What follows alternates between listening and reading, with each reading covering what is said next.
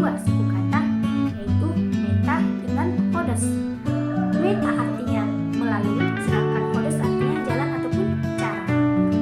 Di dalam bahasa Arab, metode ini disebut dengan istilah thoriqah ataupun langkah-langkah strategis yang harus dipersiapkan untuk melakukan suatu pekerjaan. Lalu apa sih yang dimaksud dengan pembelajaran itu? Pembelajaran itu adalah upaya yang dilakukan pendidik agar terjadi proses belajar pada diri peserta didik. Jadi, metode pembelajaran itu dapat disimpulkan maknanya ialah cara ataupun strategi yang digunakan oleh pendidik untuk menyampaikan materi ataupun informasi ataupun pembelajaran kepada peserta didik.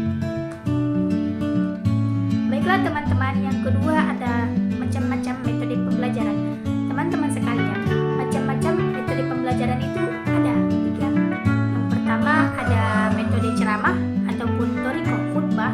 Yang kedua ada metode tanya jawab atau thoriqah soal wal jawab. Yang ketiga ada metode diskusi ataupun thoriqatul hiwar. Nah, kita bahas satu persatu dahulu. Yang pertama ada metode ceramah. Apa sih metode ceramah itu? Teman-teman sekalian, metode ceramah ini sering digunakan oleh pendidik. Metode ini digunakan oleh pengajar untuk menyampaikan informasi ataupun materi secara lisan kepada peserta didik.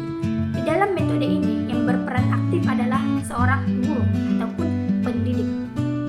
Sementara peserta didiknya ataupun siswanya itu lebih pasif dengan menerima informasi yang telah diberikan.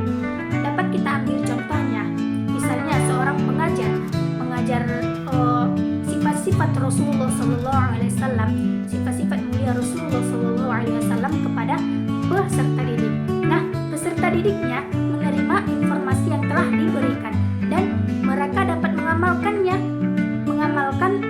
sifat-sifat mulia Rasulullah SAW seperti sifat sabar, jujur.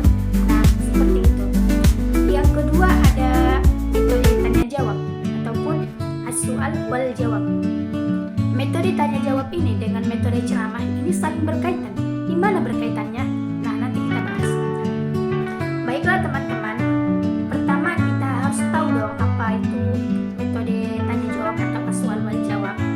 Teman-teman sekalian, metode tanya jawab ini adalah cara penyampaian materi melalui pertanyaan yang harus dijawab, terutama dari siswa ke guru ataupun dari guru ke siswa.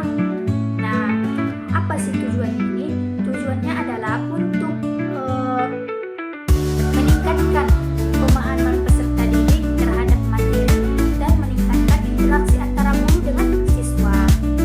Nah, melalui tanya jawab ini, peserta didik dapat mengklarifikasi hal-hal yang belum mereka pahami dan guru juga dapat mengetahui sejauh mana kemampuan siswa ataupun sejauh mana pemahaman siswa terhadap materi ajar yang telah kita berikan. Nah, tadi ada saya sebutkan bahwa metode tanya jawab ini dengan metode ceramah ada kaitannya. Nah, kita ambil contoh. Misalnya, tadi kita udah menyampaikan materi melalui ceramah, yaitu tentang beberapa sifat Rasulullah SAW. Nah, setelah kita sampaikan tadi, kita sambut dengan metode tanya jawab. Kita tanya balik, apa saja sifat-sifat mulia Rasulullah SAW.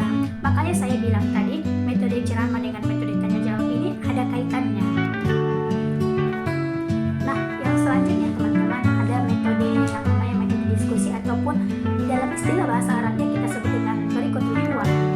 Nah, thoriqatul hiwar ini adalah cara penyampaian pembelajaran yang dimana guru bersama dengan peserta didik mencari pemecahan atas suatu persoalan. Nah, misalnya nih ada suatu kelompok diskusi, lalu mereka dihadapkan dengan satu persoalan atau satu masalah. Nah, jawaban dari masalah itulah yang bakalan mereka diskusikan.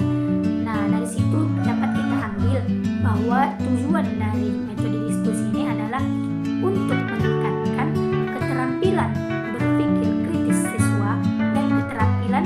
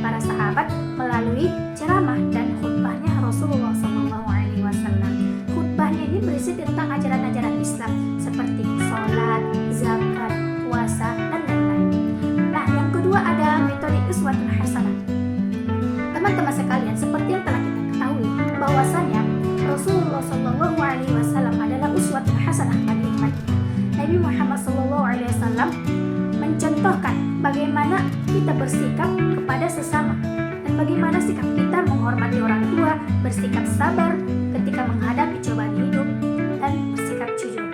Rasulullah SAW pernah bersabar ketika beliau menghadapi cobaan hidupnya, seperti peristiwa perang Uhud ataupun peristiwa Rasulullah SAW sedang hijrah. Baik teman-teman, selanjutnya metode tanya jawab. Di dalam hadis banyak menjelaskan bahwasanya para sahabat sering, contohnya Umar bin Khattab bertanya kepada Rasulullah SAW tentang hal yang belum beliau ketahui. Nah, contohnya kita ambil hadis kedua dalam hadis Arba'in tentang iman, ihsan dan Islam, yang dimana terjadinya dialog tanya jawab antara Rasulullah SAW dengan malaikat Jibril. Nah, malaikat Jibril di situ bertanya kepada Rasulullah, apa itu iman, apa itu Islam, dan apa itu ihsan. Lalu Rasulullah SAW menjawabnya dengan jelas. Nah, sedangkan para sahabat di sisi lain di samping Rasulullah SAW menjelaskan, mendengarkan secara seksama. Nah, pada akhir dari hadis tersebut, beliau menerangkan kepada para sahabat siapa lelaki tersebut dan apa tujuannya. Nah, Rasulullah SAW menjelaskan kepada sahabat bahwasanya pria itu datang untuk mengajarkan kepada mereka agama mereka, yaitu agama Islam. Begitu teman-teman. Baiklah teman-teman, selanjutnya adalah metode rukhsah ataupun keringanan. Nabi Muhammad SAW mengajarkan kepada umatnya tentang keringanan dalam beribadah. Nah, di dalam ajaran Islam, ketika seseorang itu berpuasa, tetapi dia dalam perjalanan jauh mudik di kampung halamannya, maka dia tidak diwajibkan untuk berpuasa, tetapi dia diwajibkan untuk menggantinya. Nah, ada juga ketika seseorang sedang sakit, dia tidak bisa melaksanakan ibadah sholat secara berdiri. Nah, diringankan kepada dia untuk melaksanakan sholat secara duduk. Ketika dia tidak bisa juga melaksanakan sholat secara dengan duduk, maka dia bisa melaksanakan sholat dengan berbaring. Begitu seterusnya. Baik teman-teman sekalian, sampai di sini saja tentang penjelasan materi pembelajaran dari saya, yang dari awal yaitu materinya tentang pengertian metode pembelajaran, macam-macam metode pembelajaran dan metode pembelajaran pada Nabi Muhammad SAW.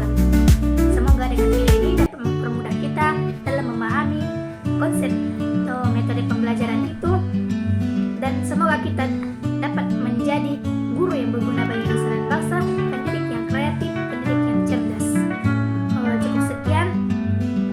Terima kasih atas perhatiannya. Apabila ada kata-kata yang salah, saya mohon maaf. Kepada Allah saya mohon ampun. Billahi taufiq wal hidayah, wa ridho wal inayah, wal jihadu fi sabilillah, menjaga wajah. Assalamualaikum warahmatullahi wabarakatuh.